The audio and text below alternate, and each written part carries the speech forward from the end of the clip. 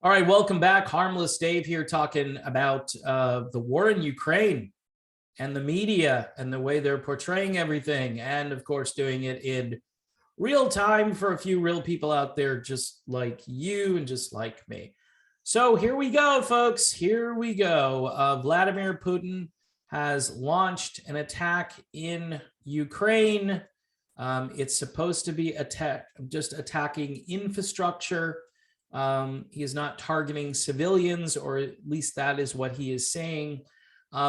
There are two very different narratives going forward.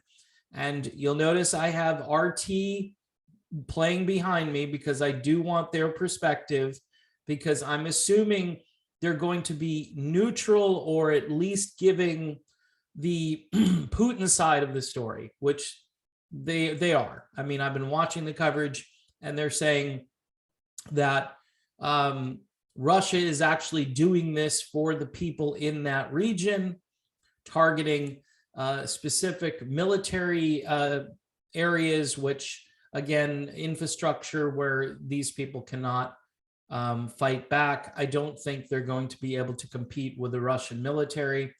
The rest of the world, NATO has gone absolutely ballistic and crazy and condemning Putin and, of course, throwing down sanctions on Russia.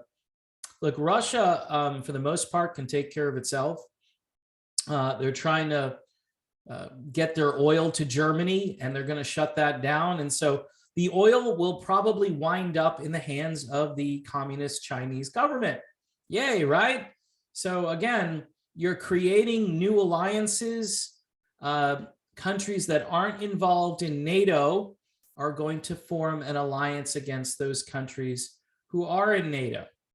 The Ukraine has said that they wanted to be in NATO, and I think this is something that probably really bothered Vladimir Putin, who continues to be very independent from this new world order, which is taking shape, and NATO is part of that. These alliances, and now you've got all the NATO countries that will come together to try to stop Vladimir Putin. By the way, that includes the United States.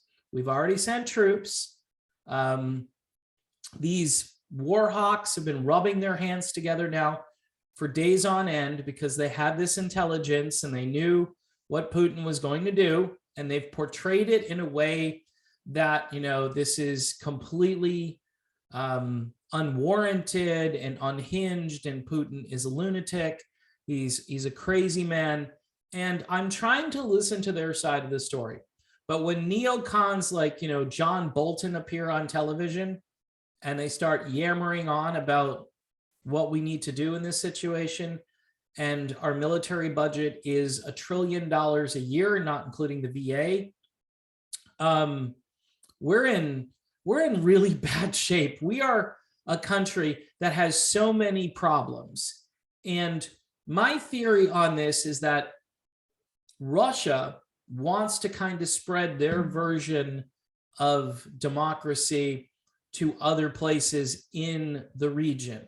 You know, we have this thing in the United States called the Monroe Doctrine, right? And you hear these people talk about it like, hey, something happens in Brazil because it's in our hemisphere, we've got to deal with it. It's the Monroe Doctrine. And for Russia, quite honestly, this is no different than their version of the Monroe Doctrine. In fact, this is literally in their backyard. This is a territory that has gone in and out of control, in their control, out of their control. And what they're noticing is the people in this region, according to Russia, want autonomy supposedly from the rest of Ukraine. I don't know if that's true or not. And I know there are going to be foreign policy experts that comment on this video. I'm trying to look at this from the American worker perspective, somebody who's just, again, getting up, going to work, listening to the news and saying, how the hell does this affect me? It probably doesn't. Here's how it affects you, though. Higher fuel prices. Fuel prices have already doubled since the corpse supposedly took the oath of office, right? And, you know, Donald Trump all day long can say, do you miss me? Do you miss me?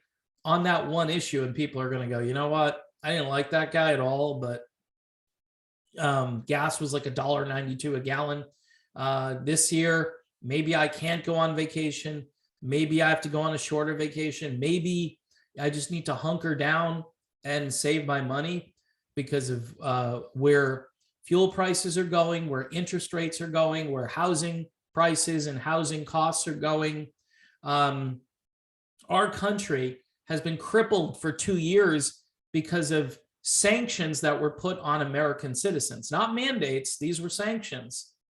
And some people will call them measures or whatever else you want to call them, precautions and health measures. It's BS. It was all sanctioning small businesses, sanctioning the American people, and crippling the cities of this country, which were already violent, right? So instead of, seeing someone going out, shooting someone, you would just see someone with a face mask on going out and shooting somebody, which typically that's what criminals wear anyway. So this wasn't a big change for a lot of the inner cities. And the war on, call it not law enforcement, but actual holding criminals, like violent criminals, accountable.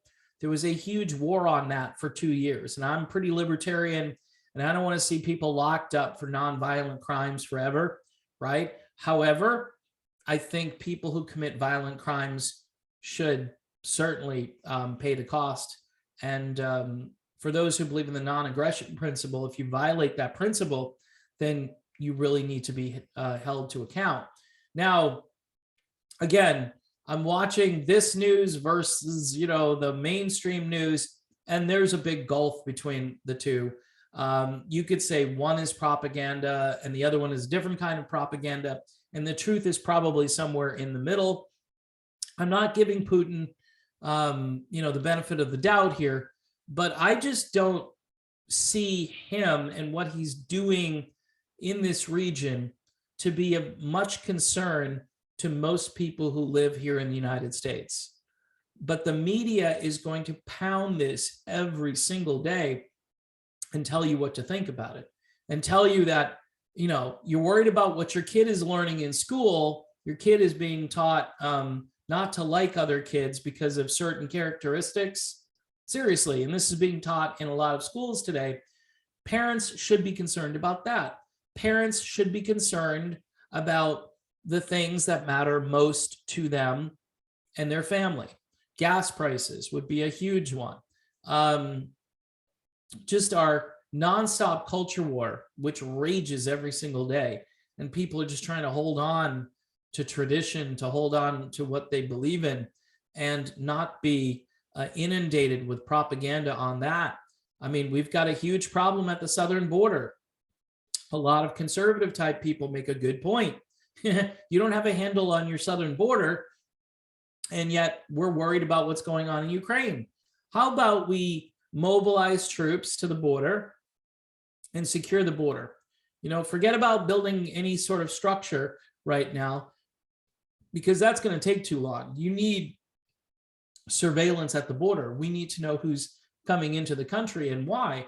I'm all for legal immigration. I'm even for streamlining the immigration process, including getting work visas. But for all the people that, are being tracked for medical reasons, these people aren't being tracked for any reasons. And I'm not for surveillance, but I am for documenting someone who comes here. I mean, it's you can commit crimes, you can do anything you want, really, in the country without any sort of recourse. If they don't know who you are, they can't find out if you did it or not. We're really living in weird times because our priorities are so out of whack. But more than that, we have one narrative that collapses, another narrative that starts in. We have one crisis that begins to subside. We have a new one that replaces it.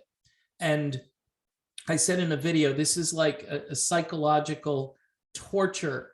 It just never stops, and you get beat down. Now, you can choose to engage. Like, for 2 years, I tried to disengage from the crazies who are getting tests every day, who are sitting in line and speculating about their health and freaking out every time they sneezed or coughed. This was a different world, and I tried to unplug from that as much as possible, but it was kind of impossible. You turned on the TV or you watched somebody walk by your house and you're like, what are they doing? Why are they wearing that thing still? They're all by themselves. So, and that's why, this is a media based channel in the sense that I examine the media. The media is absolutely thrilled to have this new narrative because they're going to have neocons and neolibs and really the entire left.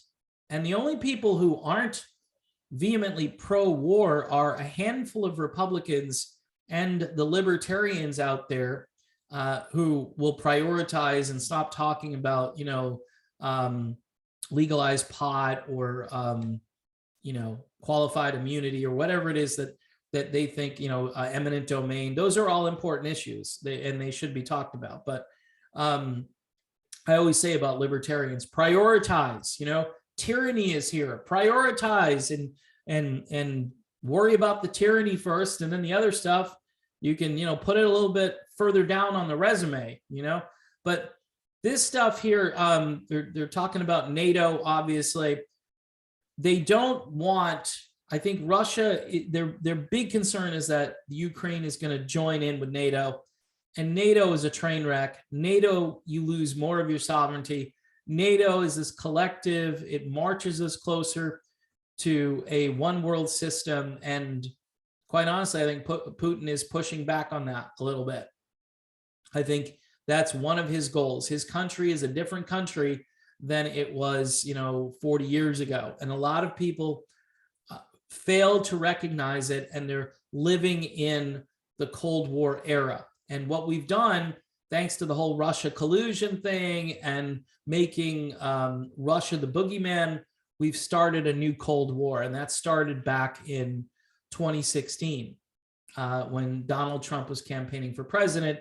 And he stupidly said that he wanted to get along with Vladimir Putin. And all the neocons and neolibs, they saw blood in the water. And at that moment, they just linked everything that Trump did to Russia. Like, he was basically running interference for all kinds of Russian collusion and Russian corruption and misconduct. I just don't think that stuff's true. And a lot of that stuff was debunked, and the media kind of moved on a little bit, but never admitted they were wrong. It's just really sad when you start to believe your own lies, and those lies, are proven to be lies. And then you're sitting there and you're like, okay, Bob, here's what we have next. It's like, here we go. We've got a new narrative, Russia going crazy and Putin launching a war against the Ukraine. Well, it's more complicated than that. Look, NATO has a presence in the region, including the United States. We're an empire. We throw troops all over the globe. There doesn't seem to be any end to that with $1 trillion military budgets, not including the VA. Seriously, $1 trillion. And, we're monetizing our own debt. The Federal Reserve needs to be audited, but more at this point, more appropriately, probably needs to be abolished. All of our currency, the entire system needs to be decentralized, just like the government itself needs vast and drastic decentralization. People need, they talk about self-determination, like Ukraine, they should have the right to self-determination. Yes. And individual citizens need the same right here in the United States, even more so than just countries. I mean, you should be able to pursue happiness without government interference. And it's the government media complex, including all these corporations who are now in bed with the federal government, that entire web of misinformation, propaganda, whatever you want to call it, has really just dumbed down the conversation, has really made the conversation what they want it to be about. There, again, just like during the last 2 years, there was no critical thinking on how to solve these problems and do it aggressively and allow individuals access to ways to solve their problems. It was wait for us. We have the cure. Just wait for us. And then people found out, oh, I thought you said this was the cure. Oh, no, you need another one. So that's the cure. And then a third. And then, now they're saying, well, the 2 were good enough. This was the report I heard the other day that 2 were fine. Really? I had a third one. Some people had a fourth. In some countries, that was how you were fully up to date. You had to have 3 or 4 or whatever. So I don't trust much of what the government tells me.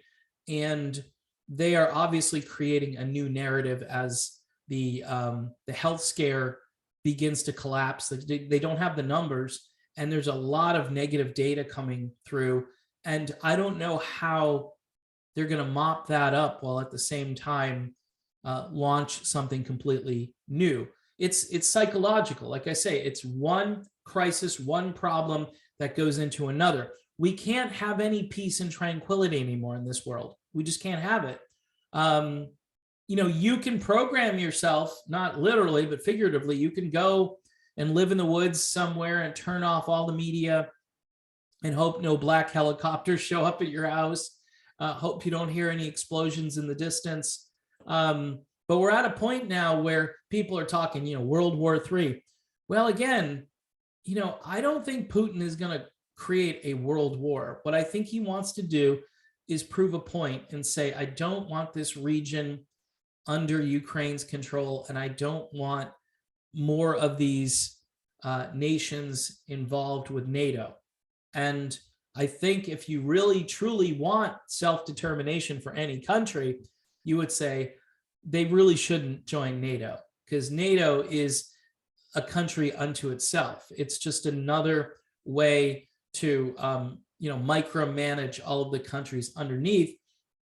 And, we sign these agreements where we have to send our best people, our treasure, our hardware, everything we have to send over there to quote unquote defend democracy. How many times have you heard that?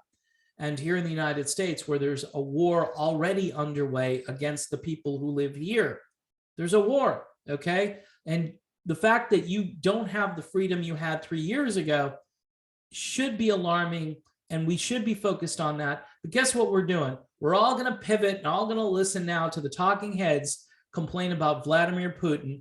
Here's the bottom line here. America has no business getting involved in this, but of course we're going to get involved in this.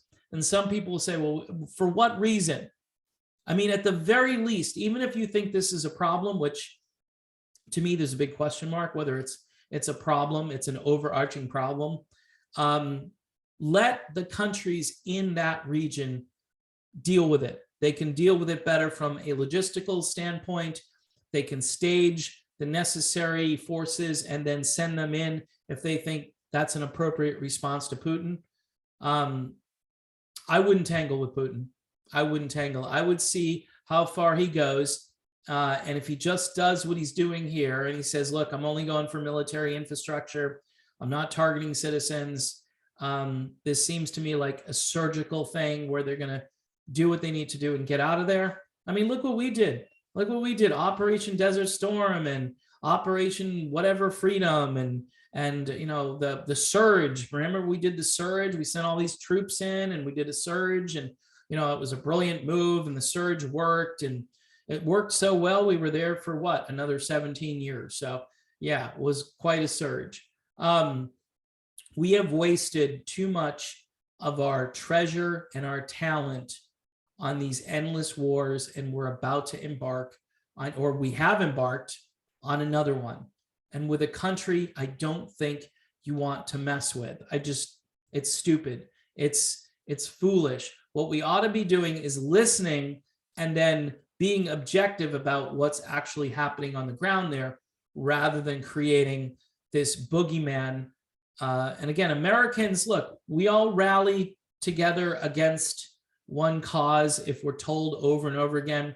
We thought Saddam Hussein had weapons of mass destruction. He didn't, or he moved them, as they like to say. They were hidden, some really stupid things that they came up with later as excuses. We thought, hey, 9/11 was just an attack on our soil from, these foreign adversaries who hated America because we loved freedom.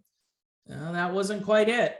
A lot of people believe that 9/11 was an inside job, and there's been a lot said and a lot written, and enough for me to believe that there is some reasonable doubt there. Like if I were to convict somebody, I would say, you know what, I cannot convict these people. They were funded and trained by the United States. Thus, even by default, even by proxy, the United States is culpable. And we don't have all the information, but you'll always be presented with the fact that, this was just random hijackers that did immense damage to, the financial capital of this country. And it left a scar that hasn't healed. And now we're going down the same road in a different way when it comes to Russia. And I think, quite honestly, we need to take our foot off the gas and allow this stuff to play out rather than getting involved.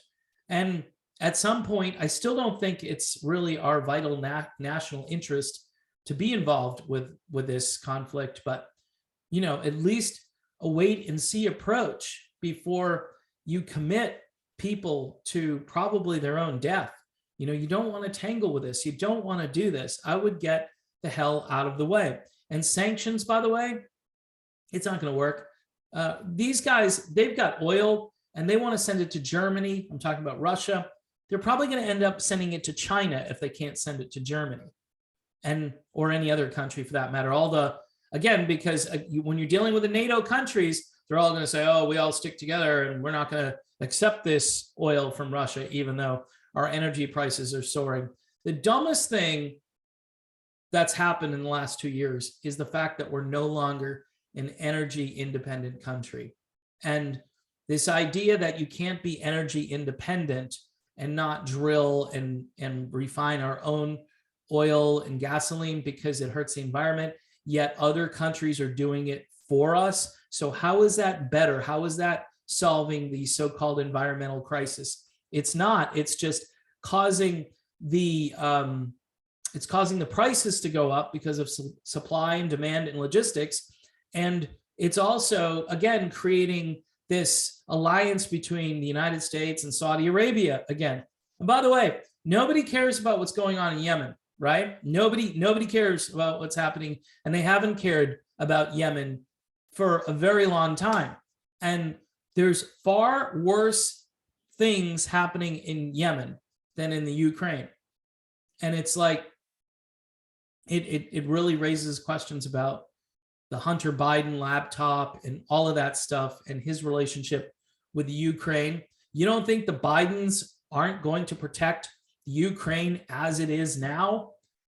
They'll do anything to protect this country. Whereas I think Donald Trump probably would have said, yeah, this ain't my circus. I'm not doing this. Or if he did, I think he'd want to talk to Putin. I think he'd want diplomatic talks before anything went any further. And then again, looking at the geopolitics, looking at the region, people don't understand that people in this particular part of the Ukraine have not liked their inclusion into the Ukraine, and also they haven't really been treated all that well. And from what I understand, their economy really sucks. And there's a lot of things that might tilt to the narrative that Putin is trying to put out there. But again, I need to know more, and our media certainly isn't going to provide us with more. So that's my sort of sputtering and throwing it all out there. This is generally, folks, this is just really bad. The fact that we have to be involved with this, the fact that it's happening, the fact that I feel like I'm being waterboarded each day with a new problem that I need to be concerned about, and that if I'm not concerned about, then I'm not patriotic, or I'm not doing my civic duty, or I'm an isolationist, or you know nothing about foreign policy unless you listen to John Bolton. And I'm like, please, God, no more John Bolton, please. And these neocons, and they're just, and neolibs, I think even progressives now, like liberal progressive types that are in Congress, in our government, yeah, man, we got to deal with Russia because they have to buy in to that whole Russian hoax thing. And I think that's part of it. And again, this supposedly looks bad for Donald Trump because, he was a big Putin supporter, supposedly, right? I mean, I don't know what else to say about this. I mean, our foreign policy seems to be controlled by news narratives and dossiers, and the fact that people don't like Trump because he's mean or he tweets out stuff or he's orange or whatever it is. He's not on Twitter anymore. I know his media platform is about to launch or whatever, but still. And by the way, if you're looking for a strong commander-in-chief, all this stuff went down last night very late, and Joe Biden, the sun went down, and so did he. No sign of Biden. Usually, President of the United States would have some remarks about this.